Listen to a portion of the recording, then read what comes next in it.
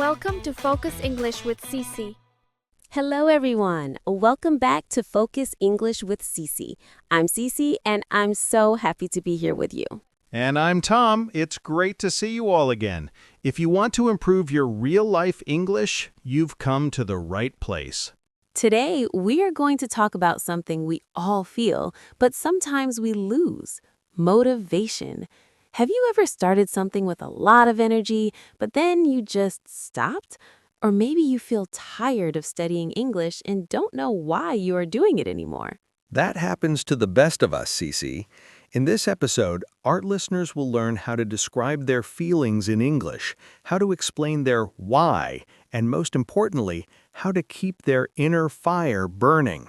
We will explore why we start things, why we stop, and give you real-life strategies to stay determined. It's going to be a very useful and emotional journey. But before we dive deep into the garden of motivation, we have a small favor to ask. If you find our conversations helpful, please click that subscribe button right now. Joining our community helps us create more lessons just like this one for you. Thank you so much for the support. Now, let's dive in.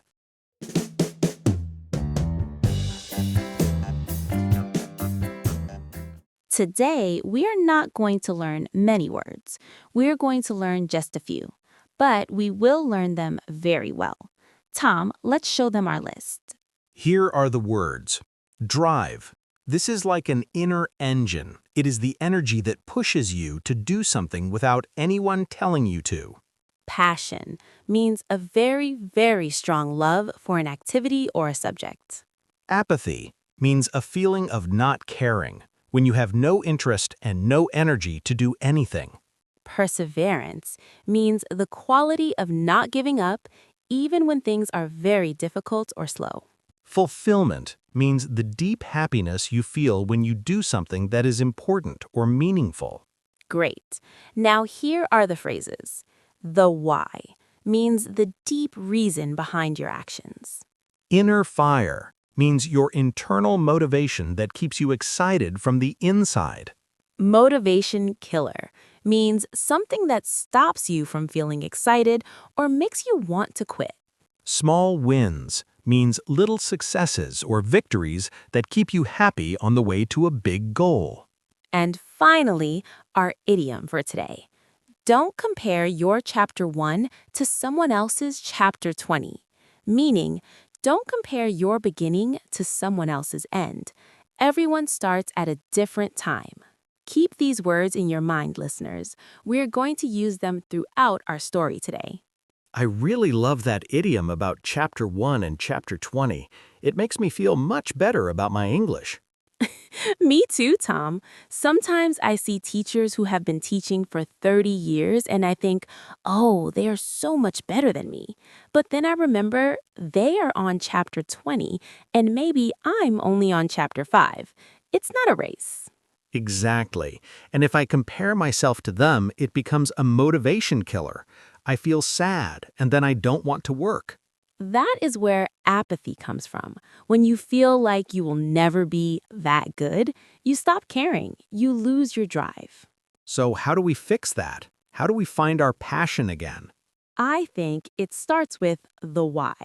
If I know why I am teaching because I love helping people, then I don't care if another teacher is better than me. I only care about my students. That gives me a sense of fulfillment. I see. So your inner fire is fueled by your students' success. Precisely.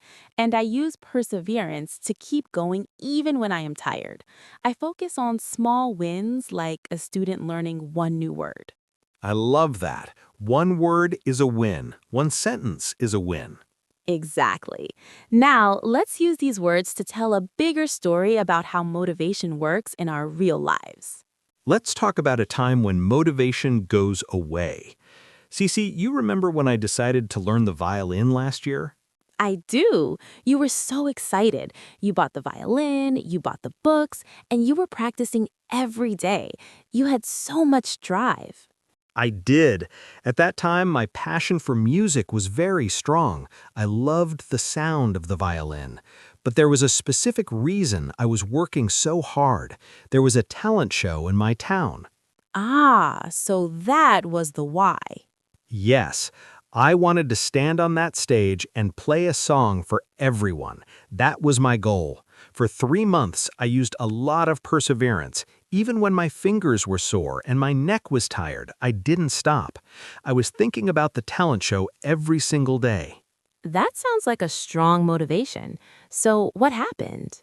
Well, the day of the show came, but there was a huge storm. The rain was so heavy that the town hall was flooded. They had to cancel the show. Oh no, Tom, that's terrible. It was. And here's the strange part. The moment I heard the show was canceled, my inner fire went out. Poof, it was gone. I looked at my violin and I didn't want to touch it. I felt a complete sense of apathy. I didn't care about the music anymore because the stage was gone. This is a classic example of what happens when your the why is only on the outside. When the external reward disappeared, your motivation disappeared like magic. I felt like a failure. I stopped playing for a whole month. I didn't see the point. The canceled show was a huge motivation killer for me. Many English learners feel this way too. They study for a big test, they have a lot of drive before the test, but after the test is over, win or lose, they often feel apathy. They stop studying because their why was just the test. So how did I get back to the violin, Cece? Well, you eventually found a new why, right? I did. One day I was feeling very stressed. I saw the violin case in the corner. I opened it and played just one simple, slow melody. It wasn't for a show. It wasn't for an audience. I played it just because it made me feel calm. And that is when you found your fulfillment. You were playing for yourself. Your inner fire started to burn again. But this time, it was different. It was stronger because it was from the inside. Now I don't care about talent shows. I play because I love it. My passion is for the music itself. I focus on small wins, like playing a difficult part of a song correctly. It's a much happier way to live. That's a beautiful lesson, Tom.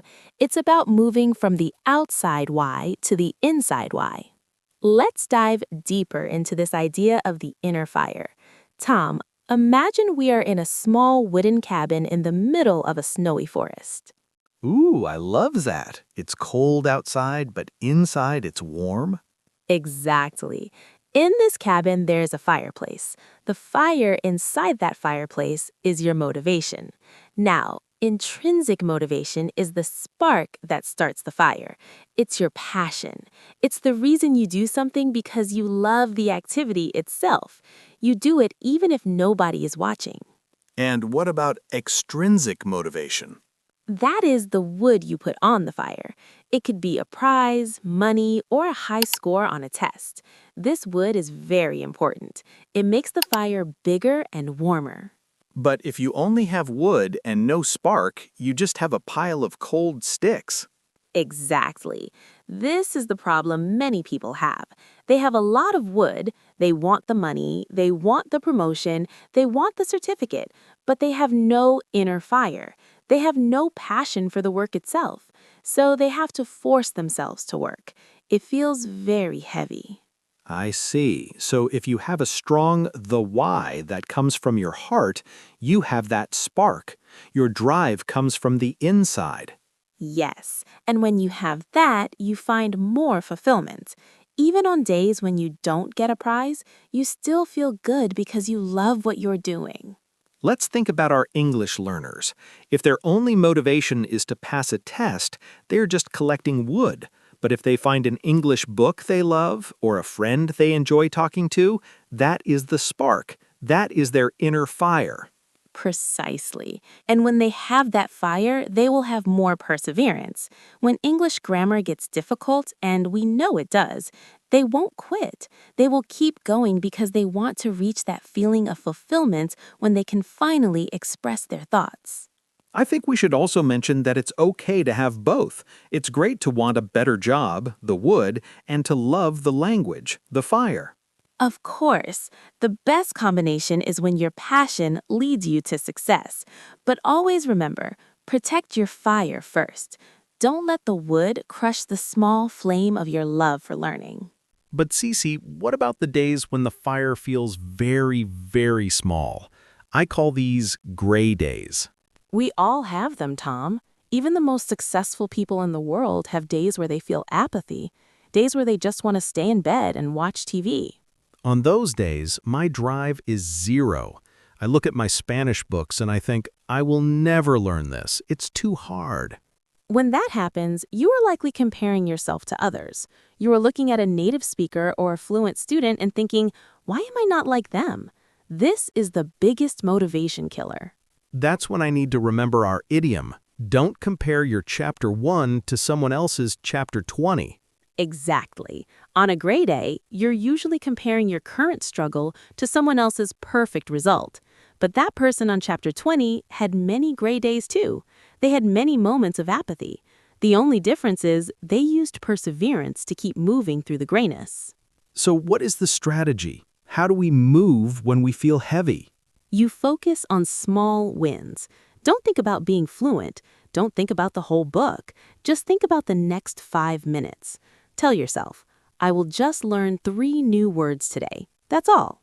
3 words? That sounds easy. It is. And when you finish those 3 words, you give yourself a little bit of credit. That is a small win. These small victories help to protect your inner fire from going out completely. They keep the spark alive until the sun comes out again. I like that. It's like walking in the dark. You don't need to see the whole road. You just need to see the next step in front of you. That is the heart of perseverance. It's not about running a marathon every day. It's about not stopping. Even if you are crawling, you are still moving forward. And if we do that, we eventually reach that sense of fulfillment, the feeling of, I did it. It was hard, but I didn't give up. Now, let's see how our listeners can use these words in real conversations. We have 3 common situations. Situation 1, a job interview. We are looking for someone with a lot of energy for this marketing job. What gives you the drive to work hard? I find my drive in seeing projects grow. I have a real passion for creative problem solving. In my last job, I found a lot of fulfillment in helping small businesses reach new customers. Even when a project is difficult, I have the perseverance to finish it on time. That sounds great. It's important to have that inner fire in this industry. Tom, you've been studying Spanish for a long time. How do you keep going? Doesn't it get boring? Sometimes it does. Some days I feel a bit of apathy, but I try to focus on small wins, like understanding a song or a joke. I remind myself of the why, which is my dream to travel to Spain. I also try to remember not to compare my chapter 1 to someone else's chapter 20. That's a great mindset, Tom. No wonder you are making so much progress. Tom, I've been going to the gym for 2 weeks and I don't see any difference.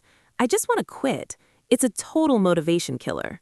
Don't give up, Cece. You need perseverance. Remember your the why. You wanted to feel stronger and have more energy. Don't look at the professional athletes. You're just on chapter 1. Just focus on the small win of showing up today. You're right. I need to keep my inner fire burning. I'll go for just 15 minutes. Tom, let's talk about that word fulfillment. Why do you think it is different from happiness? That's a deep question. I think happiness is like eating a delicious piece of cake. It feels good right now, but it goes away quickly. I agree. Fulfillment is different. It's the feeling you get after you work hard on a garden and finally see the flowers bloom. It's a quiet, deep feeling of satisfaction. So, in English learning, happiness is getting a good grade on a test, but fulfillment is when you can finally have a real conversation with a person in English and understand their heart. Yes. And to get to fulfillment, you must have perseverance. You cannot have that deep satisfaction without the work. That's why the journey is so important. I think many people are afraid of the hard part. They want the result without the struggle. But the struggle is what makes the fulfillment so sweet. If English was easy, everyone would speak it perfectly, and it wouldn't feel special. The fact that it requires drive and passion is what makes it a treasure. That is very true. When I finally understood a Spanish movie without subtitles, I felt so much fulfillment. I almost cried. It was because I remembered all the gray days when I wanted to quit. Exactly. Those gray days make the sunny days brighter. If you never felt apathy, you wouldn't know the power of your inner fire. We've talked a lot about what helps us, but let's look closely at the motivation killer.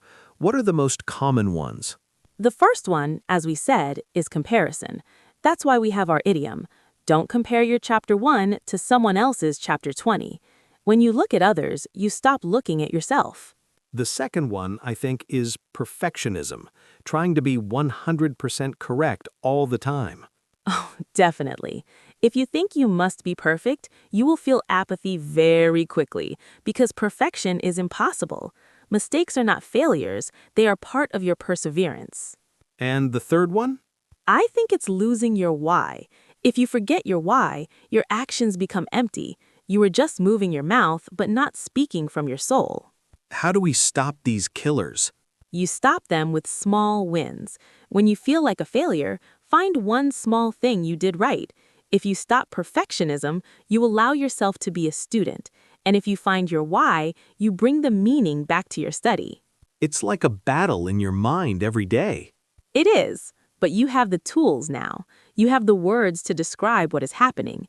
When you feel sad, you can say, "Oh, I'm feeling apathy today because I'm comparing my chapter 1 to that person's chapter 20. I need to focus on a small win instead." Using the words makes the feeling less scary. There is a word we often use in education, grit. It's very close to perseverance. Is it like having a strong character? Yes, grit is having passion and perseverance for long-term goals. It's the ability to keep your inner fire burning for months or years, not just for a week. How do we build grit? You build it like a muscle. You start small. Every time you stay focused for 10 minutes, even when you are bored, you are building your grit muscle. Every time you choose to study instead of scrolling on your phone, your drive gets stronger. So our listeners are building their grit muscle right now by listening to this podcast. Exactly. This is a long episode. It takes focus. By being here, you are showing perseverance. You are showing that you have the drive to improve your life. That makes me feel very proud of our English family. You guys are doing the hard work. And the reward for that hard work is not just a better English level, it's the fulfillment of knowing that you can do difficult things. That confidence will stay with you in everything you do. As we finish today's episode, I want to leave you with one final image. Imagine your motivation is a garden. I love this. A garden needs care every day. Yes, your dream of speaking English is the seed. You planted it with your passion. But a seed can't grow in one day. It needs time. It needs you to water it with perseverance. Some days the sun is shining. You see your plants growing, and you feel a lot of drive. You think, I am going to have the most beautiful garden in the world. But other days it's raining. There are weeds. You might feel apathy. You might look at your garden and think, it's just dirt and mud. That's when you might see your neighbor's garden. It's full of flowers and fruit. You feel sad. But remember our idiom. Don't compare your chapter 1 to someone else's chapter 20. Your neighbor has been gardening for 20 years. You just started. Don't let their success be a motivation killer for you. Instead, let it be an inspiration. If they can do it, you can do it too. But you must stay in your own garden. Focus on your small wins. Today, you pulled one weed. Today, you gave your seed a little water. That is enough. If you keep going, if you protect your inner fire, your garden will bloom. And when you finally sit in your garden and enjoy the flowers, you will feel a sense of fulfillment that no one can take away from you. You are the gardener of your own life. The why is the sun that helps everything grow. Now, we have a question of the day for you. What is one small win you had in English today? Did you learn a new word? Did you understand a sentence? Please tell us in the comments. We love reading your stories. They give us the drive to keep making these episodes for you. If you enjoyed today's journey, please subscribe and share this podcast with a friend who might need a little inspiration. Thank you for your time, your heart, and your perseverance. You are doing a great job. Keep your fire burning, and we will see you in the next episode of Focus English with Cece. Bye for now. Stay motivated. Take care, everyone. Happy learning.